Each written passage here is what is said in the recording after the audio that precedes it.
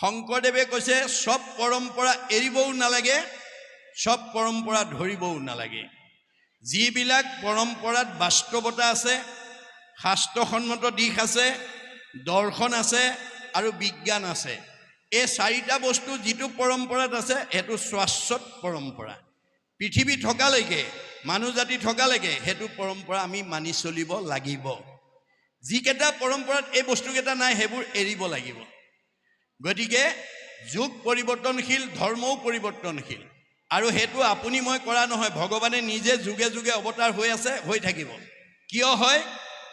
আমাক উপনিষদত কৈছে অপপ্ৰঞ্চে প্ৰপঞ্চে অৱতৰণং অৱতাৰ।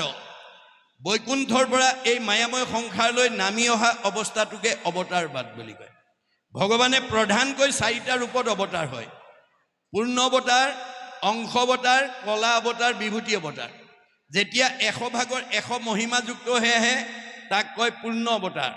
যেতিয়া 4 ভাগৰ 1 অংশ মহিমাযুক্ত হৈ আহে তাক কয় অংশ অৱতাৰ। যেতিয়া 16 ভাগৰ 1 অংশ মহিমাযুক্ত হৈ আহে তাক কয় কলা অৱতাৰ। আৰু যেতিয়া 100 ভাগৰ 1 অংশ মহিমাযুক্ত হৈ আহে তাক কয় বিভূতি অৱতাৰ। এতিয়া কোনটো অৱতাৰ লৈ পৃথিৱীলৈ আহিব সেইটো ধৰাধামৰ অৱস্থাৰ ওপৰত নিৰ্ভৰ কৰে। সত্য যুগত হৰি অৱতাৰ হৈ সমস্ত জীৱশ্ৰেষ্ঠ মানুহক ক'লে, হে জীৱশ্ৰেষ্ঠ মানুহ, তোমালোক সকলোৱে ঈশ্বৰক ধ্যান কৰিব লাগিব। ধ্যান কৰিলেহে তোমালোকে এই মায়াময় সংসাৰখনৰ পৰা উদ্ধাৰ হ'ব পাৰিবা। কিন্তু ধ্যানৰ অন্তত ভগৱানৰ 8টা নাম ল'ব লাগিব, তেতিয়াহে ধ্যানটো পূৰ্ণাংগ কৰিব পাৰিবা। সত্য যুগে যোগী সবে কৰিয়া সমাধি, যেনমতে পাৱে ফল কৃষ্ণক আৰাধি, তাহাঁতো কৃষ্ণৰ 10 নাম যদি লয়, সমাধিৰ ফল যোগী তেৱেহে পাৱে। সত্য যুগৰ মানুহে 2 প্ৰকাৰে ধৰ্ম কৰিছিলে। প্ৰথমতে ধ্যান, তাৰপিছত নাম। 2টা নিয়ম মনত ৰাখিব। ত্ৰেতা যুগত ৰাম অৱতাৰ হৈ জগতবাসীক ক'লে, হে জীৱশ্ৰেষ্ঠ মানুহ, তোমালোকে বহুত নিয়ম নীতিৰে যজ্ঞ কৰিব লাগিব, তেতিয়াহে এই মায়াময় সংসাৰৰ পৰা উদ্ধাৰ হ'ব পাৰিবা। কিন্তু যজ্ঞৰ অন্তত ভগৱানৰ 8টা নাম ল'ব লাগিব। নিয়মে সংযমে চিত্ত সাৱধান কৰি, ত্ৰেতা যুগে নানাভাৱে যজ্ঞে যদি হৰি, মাধৱৰ অষ্টগোটা নামক উচ্চৰে, তেৱেহে যজ্ঞৰ ফল পাৱে জানা নৰে। ত্ৰেতা যুগত যজ্ঞ কৰিছিল বহুত নিয়ম নীতি মানি, কিন্তু যজ্ঞৰ অন্তত ভগৱানৰ 8টা নাম ল'লেহে যজ্ঞটো পূৰ্ণাংগ হৈছিল। গতিকে নাম কেউটা যুগতে আছে। নাম সনাতন, মনত ৰাখিব। যুগৰ ধৰ্ম বেলেগ। সত্য যুগত মানুহে ধ্যান কৰিছিল, সেই এটা যুগৰ কাৰণেহে, কিন্তু ধ্যানৰ অন্তত নাম ল'লেহে ধ্যানটো পূৰ্ণ হৈছিল। ত্ৰেতা যুগত যজ্ঞ কৰিছিল, এই ত্ৰেতা যুগৰ কাৰণেহে যজ্ঞটো দিছিল। যজ্ঞৰ অন্তত ভগৱানৰ নাম লৈছিল, 2টা নিয়মত ধৰ্ম আচৰণ কৰিছিল। দ্বাপৰ যুগত কৃষ্ণ অৱতাৰ হৈ সমস্ত জীৱশ্ৰেষ্ঠ মানুহক ক'লে যে, হে জীৱশ্ৰেষ্ঠ মানুহ, তোমালোকে পূজা কৰিলেহে, ভগৱানক পূজা কৰিলেহে তোমালোকে এই সংসাৰৰ পৰা উদ্ধাৰ হ'ব পাৰিবা। কিন্তু পূজাৰ অন্তত ভগৱানৰ 12টা নাম ল'ব লাগিব, তেতিয়াহে তোমালোকে পূজাটো পূৰ্ণাংগ হ'ব। নানা তন্ত্ৰে মন্ত্ৰে পূজা কৰে দাপৰত, হৰিৰ 12 নাম জপয় সতত, নাম কীৰ্তন একে সাংগ কৰয় পূজাক, তেৱেহে পূজাৰ ফল পাৱে জানা তাক। মাধৱদেৱে নাম মালিকত এইবোৰ কথা লিখি থৈ গৈছে। আৰু এই 3টা যুগত আমাৰ 2টা নিয়ম: ধ্যান আগ নাম পাছ, যজ্ঞ আগ নাম পাছ, পূজা আগ নাম পাছ। যুগ ধৰ্ম কৰাৰ পিছত নাম, এই 3টা যুগতে আছে। আৰু কলি যুগৰ মানুহৰ কাৰণে আমাক কি থৈ গ'ল? আমাৰ মাধৱদেৱে ঘোষাত লিখিছে, ধন্য ধন্য কলিৰ লোকৰ মহাভাগ, সৰ্বধৰ্ম ঠেলি হৰি নাম বইলা আগ।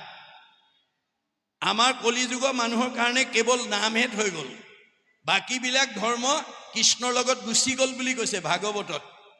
আন ধৰ্ম কৃষ্ণৰ লগতে গুচি গৈলা, একস্থান হুয়া হৰি নাম মাত্ৰ ৰৈলা, এতেকেহে নামত সমস্ত পুণ্য পায়, জানিয়া যতনে ফুৰা হৰি গুণ গায়। নামে তপ নামে জপ নামে যুগ ধ্যান, নামে দান নামে পুণ্য কোটি তীৰ্থ স্নান, নামে ধন জন বন্ধু নামে পিতা মাতা, নামে নিজ সুহৃদ নামে সে গতি দাতা, ইহপৰ লোকে নাম বিনে গতি নাই চাৰিও বেদৰ ইহে মুখ্য অভিপ্ৰায় চাৰিখন বেদে সিদ্ধান্ত দিছে যে কলি যুগৰ মানুহ নামৰ দ্বাৰাহে তৰিব চাৰিও বেদক ব্ৰহ্মাই আনি বিচাৰিলা ৩ প্ৰমাণী স্বয়ং সৃষ্টিকৰ্তা ব্ৰহ্মাই 4খন বেদ আনি 3 প্ৰমাণ কৰি আমাৰ জগতৰ লোকলৈ কৈছে চাৰিও বেদক ব্ৰহ্মাই আনি বিচাৰিলা 3 প্ৰমাণী এহি মানে মাত্ৰ কৰিলা সাৰ হৰি কীৰ্তনেহে তৰে সংসাৰ যে ভগৱন্তৰ নাম নললে কলি যুগৰ মানুহ তৰিব নোৱাৰিব গতিকে এই কথাটো 4 বেদৰ ৰামায়ণ পুৰাণ ভাৰত হৰিকেহে কয় মাত্ৰ সমস্ত শাস্ত্ৰত এই সকলো শাস্ত্ৰই কেৱল কলিত হৰিনামৰ কথাই ক'লে আপুনি মইনো কোন ব্যাসৰ মানে ২৮,০০০ শৌনক প্ৰমুখ্যে ২৮,০০০ বেদজ্ঞ শাস্ত্ৰজ্ঞ টিকালজ্ঞ এই ধ্যানত ভগৱানক সাক্ষাৎ কৰিব পৰা এই বেদজ্ঞ পণ্ডিতসকলে কলিত কৃষ্ণ বৈকুণ্ঠপৰায়ণ হোৱাৰ লগে লগে পৃথিৱীলৈ কলি আহিল বুলি জানি লগে লগে তেওঁলোকে যজ্ঞ আৰম্ভ কৰিলে ত্ৰেতা যুগৰ যজ্ঞ আৰম্ভ কৰিলে এদিন দুদিন নহয় হাজাৰ হাজাৰ বছৰ যজ্ঞ আৰম্ভ কৰি যজ্ঞৰ ধোঁৱাৰে ধোঁৱা বৰণীয়া হৈ গ'ল কিন্তু ফল নাপালে কলিক খেদিব নোৱাৰিলে অৱশেষত উপায়ন্তৰ হৈ সেই সময়লৈকে মানে নিজ জাতি বুলি ঋষি সমাজত বহিবলৈ নিদি কেইবা দুজন পিছত বহিবলৈ দিয়া সুতক শৌনকে আহ্বান কৰি আনি গুৰু আসনত বহুৱাই ক'লে কি বুলি ক'লে শৌনক বদতি শুনা সুত মহা মানি পৰম পাতকী কলি পাইলে হেন জানি আৰম্ভিলো যজ্ঞ আশী সহস্ৰ বছৰ হোম ধূৰ্মে ধূৰ্মবৰ্ণ ভৈলে ক'লে বৰ হেৰা সুত আমি কলি যুগত মানে কৃষ্ণ বৈকুণ্ঠপৰায়ণ লগে লগে কলি আহিল বুলি জানি কলি পাপৰ পৰা আমাক উদ্ধাৰ কৰিবৰ কাৰণে আমি হাজাৰ হাজাৰ বছৰ যজ্ঞ কৰি যজ্ঞৰ ধোঁৱাৰে গা ধোঁৱা বৰণীয়া হৈ গ'ল ফল একো নাপালোঁ সম্প্ৰতি তুমি সি চিন্তি উপমহাহিত কৰাই উপপান কৃষ্ণ চৰিত্ৰ অমৃত এতিয়া তুমি কৃষ্ণ কথা নুশুনালে আৰু আমাৰ গত্যন্তৰ নাই এতিয়া আমাৰ বিষয়টো হৈছে ২৮,০০০ বেদজ্ঞ শাস্ত্ৰজ্ঞ টিকালজ্ঞ ধ্যানত ভগৱানক সাক্ষাৎ কৰিব পৰা দক্ষ ব্যক্তিসকলেও কলি যুগত যজ্ঞ কৰি বিফল হ'ল আমি সফল হ'ম নেকি বাৰু এই কথা উপলব্ধি কৰিব লাগিব দেই উপলব্ধিহে সংস্কাৰ কৰে আমাক মানে দাৰ্শনিক পণ্ডিতে কৈছে আপোনালোকক প্ৰত্যেককে ভগৱানে কিবা নহয় কিবা এটা প্ৰতিভা দিছে কাৰোবাক ডাক্তৰ কাৰোবাক ইঞ্জিনিয়াৰ কাৰোবাক প্ৰবক্তা কাৰোবাক অধিবক্তা বুদ্ধিজীৱী জ্ঞানী মানি খেতিয়ক ব্যৱসায়ী ইত্যাদি ইত্যাদি কিন্তু আপোনাক দিয়া প্ৰতিভাটো আপুনি প্ৰণালীবদ্ধ প্ৰয়োগৰ দ্বাৰা বিজ্ঞানলৈ উত্তৰণ কৰিবলৈ শিকিব লাগিব বুলি কৈছে বিজ্ঞানটোক আকৌ উপলব্ধিৰ দ্বাৰা দৰ্শনলৈ উত্তৰণ কৰিবলৈ শিকিব লাগিব আৰু দৰ্শনটোক উপলব্ধিৰ দ্বাৰা নি ধৰ্মত নি প্ৰতিষ্ঠা কৰিবলৈ শিকিব লাগিব তেতিয়া ধৰ্ম ৰক্ষতি ৰক্ষিত তেতিয়াহে ধৰ্মই আমাক ৰক্ষণাবেক্ষণ দিব ধৰ্ম এবো হতু হন্তি ধৰ্মক যদি আপুনি ৰাখিব নোৱাৰে ধৰ্মই আপোনাক ৰাখিব নোৱাৰে এতিয়া ধৰ্মক ৰাখিবলৈ হ'লে আমাৰ 10টা গুণ মানে প্ৰহ্লাদৰ দৰে লাগিব ধীতি ক্ষমা দম অস্তেয় শৌচম ইন্দ্ৰিয় নিগ্ৰহ ধী বিদ্যা সত্যম অক্ৰোধ দশকম হি ধৰ্ম লক্ষণ 10টা ধৰ্মৰ গুণ থাকিব লাগিব প্ৰহ্লাদৰ দৰে দেই ৰাখে হৰি মাৰে কোনে মাৰে হৰি ৰাখে কোনে হৰিয়ে নাৰাখিলে জৰিয়ে ৰাখিব নোৱাৰে এই সুদৃঢ় বিশ্বাস লাগিব প্ৰহ্লাদৰ দৰে তেতিয়াহে আমাক ধৰ্মই ৰাখিব সেইকাৰণে দাৰ্শনিক পণ্ডিতে কৈছে systematic knowledge is science realized science is philosophy realized philosophy is religion is the highest sense of philosophy প্ৰণালীবদ্ধ জ্ঞানক বিজ্ঞান বুলি কৈছে বিজ্ঞানটো যেতিয়া উপলব্ধি কৰিব দৰ্শনটোক যেতিয়া উপলব্ধি কৰিব ধৰ্মতকৈ আৰু শ্ৰেষ্ঠ দৰ্শন পৃথিৱীত নাই শংকৰদেৱে এটা বাক্যত বুজাই দিছে কি বুলি যতেক দেখা খোজ সমুদায় হস্থিৰ খোজত সবে লুকায় এহিমতে যত বিশ্ব সমস্ত কৃষ্ণতে জানা সবে যাই অস্ত প্ৰকৃতি জগতত যিমানবিলাক জীৱ জন্তু আছে সকলো জন্তুৰ খোজ হাতীৰ খোজত লুকাই যায় হাতীৰ খোজতকৈ আৰু ডাঙৰ খোজ একো প্ৰাণীৰে নাই এই পৃথিৱীত যিমান ডাঙৰ মানুহ আছে ৰাষ্ট্ৰপতিও কৃষ্ণতে বিলীন হ'ব সাধাৰণ নাগৰিকো কৃষ্ণতে বিলীন হ'ব MLA মিনিষ্টাৰো কৃষ্ণতে বিলীন হ'ব, ঠেলাওলা ৰিক্সাওলাও কৃষ্ণতে বিলীন হ'ব। আপোনালোকৰ 2 নম্বৰ এই চাউলকৰা গাঁৱৰ ধনী মানুহজনো কৃষ্ণতে বিলীন হ'ব, দুখীয়া মানুহজনো কৃষ্ণতে বিলীন। কৃষ্ণৰ ব্যতিৰেকে আৰু নাই। সেইকাৰণে গুৰুজনে আমাক কৈছে কৃষ্ণক পুজিলে পূজা সমস্তৰে হয়, পৃথকে পুজিলে পূজা কেহু নলয়।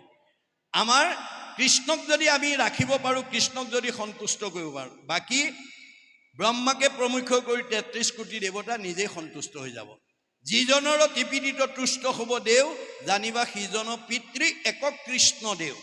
আমাৰ সকলোৰে পিতৃ কৃষ্ণ, আমি তেওঁৰে সন্তান। গতিকে সেই কৃষ্ণক যদি আমি সন্তুষ্ট কৰিব পাৰোঁ, তেতিয়া আন দেৱ দেৱতা আপোনা আপুনি সন্তুষ্ট হ'ব। গুৰুজনে কৈছে যিটো জনে যাই হৰি নাম সেবি, পাছত ফুৰে যত দেৱ দেৱী, যতেক তীৰ্থে তাক স্তুতি কৰৈ, তাৰ বায়ু পাপ সমস্ত হৰৈ। আপুনি যদি কৰবালৈ যাত্ৰা কৰিতে কৃষ্ণ বুলি যাত্ৰা কৰি যায়, কৃষ্ণ আপোনাৰ পিছত যাবলৈ বাধ্য হয়। আৰু কৃষ্ণ য'ত যাব তেওঁৰ আজ্ঞাবাহী 33 কোটি দেৱতা তালৈ যায়। আজি যদি আপোনালোকৰ ইয়ালৈ মুখ্যমন্ত্ৰী আহিলেহেঁতেন, আপোনালোকৰ সমষ্টি MLA মিনিষ্টাৰৰ পৰা ধৰি মানে দলীয় কৰ্মীবিলাকক বেলেগকৈ চিঠি দি মাতিব নালাগে। আৰু মুখ্যমন্ত্ৰী অহা গম পালে যেনেকৈ দলীয় সকলো মন্ত্ৰী MLA আহি নিজে উপস্থিত হৈ যায়, কৃষ্ণ য'ত যাব সব দেৱতা তালৈ যাবই। গতিকে আমি কৃষ্ণক যাতে ঘৰত ৰাখিব পাৰোঁ, আপুনি কৃষ্ণক বিচাৰিব নালাগে, কৃষ্ণ আপোনাৰ ঘৰ বিচাৰি আহিব। 2 নম্বৰ চাউলকৰা গাঁৱৰ আপোনালোকৰ কাৰোবাৰ ঘৰলৈ কৃষ্ণ নিজে আহিব। কাৰ ঘৰলৈ আহিব? ভাগৱতত কৈছে যেই নাম সেই হৰি, জানা নিষ্ট কৰি নামৰ সংগ নচাৰন্ত হৰি। যিখন ঘৰত পুৱা গধূলি ধূপ ধূনা জ্বলিব, ল'ৰা ছোৱালীকেইটাক লৈ মাক বাপেকে উপাসনা কৰিব, সেইখন ঘৰলৈ কৃষ্ণ নিজে আহিব। কৃষ্ণ থকা ঘৰখন আনন্দত থাকিব, মিলা প্ৰীতিত থাকিব, মৰম চেনেহত থাকিব। শাহুৱেকে বোৱাৰীয়েকক নিজৰ ছোৱালী বুলি ভাবিব, বোৱাৰীয়েকে শাহুৱেকক নিজৰ মাকৰ দৰে ভাবিব, ইজন ককাই ভাইৰ প্ৰতি সিজন ককাই ভাইৰ মৰম চেনেহ থাকিব। সেইখন কৃষ্ণ থকা ঘৰ। আৰু যিখন ঘৰত আজি তাৰিখলৈ সেই পৰিৱেশ নাই, অৰ্থাৎ পুৱা গধূলি ধূপ ধূনা নজ্বলে, ঈশ্বৰ উপাসনা নকৰে, সেইখন ঘৰলৈ কোন আহিব? ভাগৱতে কৈছে শ্ৰৱণ কীৰ্তন জড়িত কৃষ্ণৰ নকৰে, তৈতেহে ৰাক্ষসী গণে বিঘিনী আচৰে। যিখন ঘৰত আজি তাৰিখলৈকে পুৱা গধূলি ধূপ ধূনা নজ্বলে, ঈশ্বৰ উপাসনা নকৰে, সেইখন ঘৰলৈ অঘাসুৰ, বকাসুৰ, পলম্বাসুৰ, অৰিষ্টাসুৰ, পুতনা, ব্যোমাসুৰ, ধেনুকাসুৰ চব আহিব। কায়িকভাৱে নহয় দেই, স্বভাৱগতভাৱে। আপোনালোকৰ 2 নম্বৰ চাউলকৰা গাঁৱৰ এনেকুৱা মানুহ আছে, কথা ক'বই নোৱাৰি, টিঙিচকৈ খং উঠেই, কথা ক'বই নোৱাৰি, লাঠিডাল উলিয়াই আনেই, কথা ক'বই নোৱাৰে, ঠেহ পেচ লাগি চকু পানী উলিয়াই 3-4 দিন মানলৈ ভাত পানী নাখায়। এনেকুৱা স্বভাৱ যিখন ঘৰৰ পৰিয়ালৰ আছে, সেইখন অসুৰ থকা পৰিয়াল, অৰ্থাৎ আসুৰিক ভাৱ থকা পৰিয়াল। সেইখন ঘৰত কেতিয়াও শান্তি প্ৰতিষ্ঠা নহ'ব, যেতিয়ালৈকে এই আসুৰিক ভাৱবিলাকক মাৰিব নোৱাৰিব। মৰা মানে সংস্কাৰ। আমাৰ গুৰুজনৰ দিনত এজন আতাপুৰুষে কৈছে, ব্ৰহ্মাক মাৰিবা, বিষ্ণুক মাৰিবা, ৰুদ্ৰক নিদিবা ঠাই, মহা মহা মহন্ত আহিলে কোবাই মাৰিবা, তেহে ভগতি পায়। ব্ৰহ্মাক মাৰিবা মানে ৰজগুণ মাৰিবলৈ কৈছে, বিষ্ণুক মাৰিবা মানে সত্যগুণ মাৰিবলৈ কৈছে, ৰুদ্ৰক মাৰিবা মানে তমগুণ মাৰিবলৈ কৈছে। এই 3টা গুণ নিৰ্গুণ কৰিব লাগিব। আৰু মহা মহা মহন্ত মানে কাম, ক্ৰোধ, লোভ, মোহ, মদ, মাৎসৰ্য, এইবিলাকক মৰিয়াই মাৰিব লাগিব। অৰ্থাৎ খাবলৈ আহাৰ দিব নালাগিব। খাবলৈ যেতিয়া আহাৰ নাপাব, তেওঁ গুচি যাব। আপোনাৰ ঘৰলৈ অহা বন্ধু বান্ধৱ যদি আপুনি ঈশ্বৰৰ কথা পাতে, সেই পৰচৰ্চা কৰা ভাৱটোৱে আহাৰ খাবলৈ নাপায়, ইয়াৰ তাত থাকিলে আৰু নহ'ব, ওলাই গুচি যাব। নাই, কৰ্ণপথে ভকতৰ হিয়াত প্ৰৱেশ কৰি দুৰ্বাসনা হৰে সমস্তই। কাণেদি যেতিয়া ঈশ্বৰৰ কথা সোমাব, বেয়া ভাৱবিলাক ওলাই যাবলৈ বাধ্য হ'ব। গতিকে এয়া আমাক পদ্ধতি দি আছে, নীতি শিক্ষা দি আছে। সেইকাৰণে কৈছে নাহি জ্ঞান যাৰ জাতি ধৰ্ম মাত্ৰ কৰে। আজি আমাৰ সমাজত বহুতে জাতি ধৰ্ম কৰিছে, কিন্তু জ্ঞানৰ অভাৱ হৈ আছে। কেনেকৈ কৰিছে? নিতে বলি বিশ্ব পঞ্চ যজ্ঞক আচৰে। আজি ব্যাসে 17খন পুৰাণত লিখা, 17খন পুৰাণত লিখা নীতিমতে আজি আমাৰ শতকৰা 90জন মানুহ চলি আছে। যেনেকৈ 28,000 ঋষিয়ে বিপদগামী হৈ সুতক আনি পেলাই শেষত কৃষ্ণ কথা ক'বলৈ আহ্বান জনালে, যিটো কথা শুনি সুতে কি বুলি কৈছিল? কিনো মহাভাগে তোমাষাৰ আগে কহিবু কৃষ্ণৰ লীলা ও মাধৱৰ কথা সম্যকে পুছিলা অমুক জীৱদান দিলা। হে ঋষি সমস্ত, তোমালোকে আজি মোক কৃষ্ণ কথা ক'বলৈ গৈ মোক জীয়া মানুহ কৰি দিলা। মই এই মুহূৰ্তলৈকে মৰা মানুহ হৈ আছিলোঁ। কৃষ্ণৰ কথাটো মোৰ মহালাভ আছে। কৃষ্ণৰ কীৰ্তনে জাতি অজাতি নাবাচে। মনত ৰাখিব, আজি এই ভাগৱত যদি আপোনালোকে শতবাৰ্ষিকলৈকে আগুৱাই নিব পাৰে, আপোনালোকৰ গাঁওখনত বসবাস কৰি থকা সকলো মানুহ একতাৰ দোলেৰে বান্ধ খাই যাব, আত্মবোধ হৈ যাব। মনত ৰাখিব কথাটো। গতিকে জাতি অজাতি নাবাচে। শংকৰদেৱে জাতি সৃষ্টি কৰি থৈ গৈছিল। আপোনালোকে জানে, শংকৰদেৱ আৱিৰ্ভাৱ হোৱাৰ আগত অসমক অন্ধকাৰ যুগ বুলি কোৱা হৈছিল। যিটো সময়ত মানুহে ধৰ্মৰ নামত মানুহ বলি দিবলৈ কুণ্ঠাবোধ কৰা নাছিল, তেনে এটা সময়তে শংকৰদেৱ আৱিৰ্ভাৱ হৈ অসমৰ চাৰিওফালে ঘূৰি চাই দেখিলে অসমত বিভিন্ন জাতি উপজাতি মানুহে বসবাস কৰি আছে। এই সকলোবিলাক ঈশ্বৰৰ অমৃতৰ সন্তান।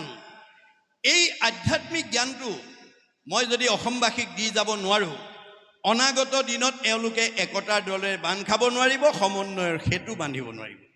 সেইকাৰণে অন্ধকাৰৰ পৰা পোহৰলৈ আনিবৰ কাৰণে অসমক তেওঁ প্ৰথম কি হাতত তুলি লৈছিল?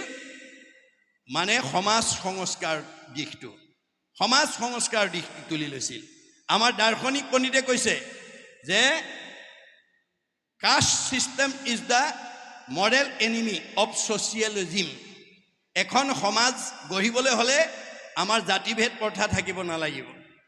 সেনে ছ'চিয়েলিজিম কেনট কাম until the caste system is ended. আমি জাতি ভেদ প্ৰথাটো যেতিয়ালৈকে আঁতৰাই দিব নোৱাৰিম, তেতিয়ালৈকে আমি সঠিক সমাজ গঢ়িব নোৱাৰিম। শংকৰদেৱে সেই কথা তেতিয়াই বুজি পাইছিলে। বুজি পাই পেলাই তেওঁ কি কৰিলে? সমস্ত জাতি জনগোষ্ঠীৰ পৰা লোকক সংস্কাৰ কৰি লৈ আনিলে।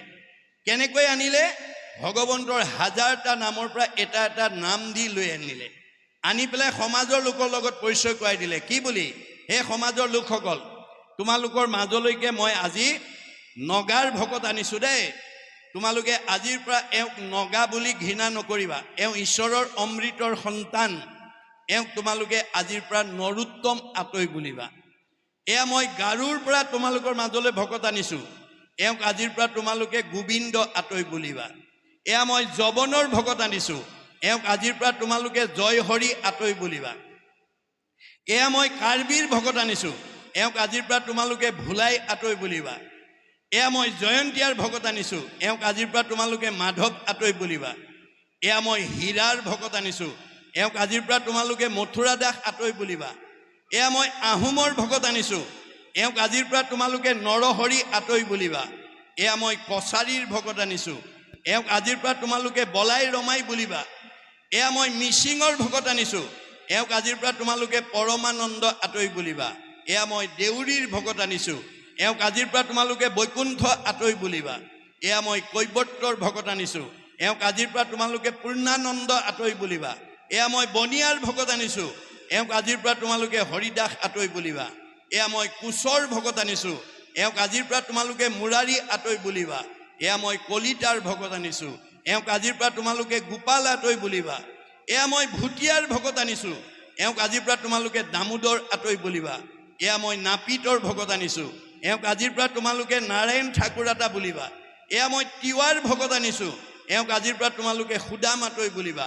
এয়া মই কায়স্থৰ ভকত আনিছোঁ। এওঁক আজিৰ পৰা তোমালোকে সতাই আতৈ বুলিবা। এয়া মই মুছলমানৰ ভকত আনিছোঁ। এওঁক আজিৰ পৰা তোমালোকে শ্যাম কাই আতৈ, তাৰপিছত চান্দ খাই অপ্ৰভংশ হৈ। এয়া মই ব্ৰাহ্মণৰ ভকত আনিছোঁ। এওঁক আজিৰ পৰা তোমালোকে অনন্ত কদলী সাৰ্বভৌম ভট্টাচাৰ্য বুলিবা। এই ধৰণে সকলো জাতি জনগোষ্ঠীৰ পৰা ভকতক সংস্কাৰ কৰি আনি বৰ্ণ বৈষম্য এটা জাতি প্ৰতিষ্ঠা কৰি থৈ গুৰুজনে ঘোষণা দি থৈ গৈছে। কি বুলি? অহৰিক ভজ যিটো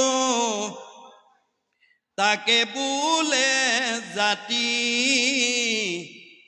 কৃষ্ণত বিমুখ যিটো সেহিহে অজাতি। মানুহক দুটা ভাগত বিভক্ত হৈছে। ভাগৱতেও দুটা ভাগ কৰিছে, গুৰুজনেও দুটা ভাগ কৰি দিছে। ঈশ্বৰক ভজিলে জাতি, ঈশ্বৰক নভজিলে অজাতি। আমাৰ চৈতন্যপন্থীয়ে কৈছে মুচিও শুচি হয় যদি হৰিক ভজে, শুচিও মুচি হয় যদি হৰিক তেজে।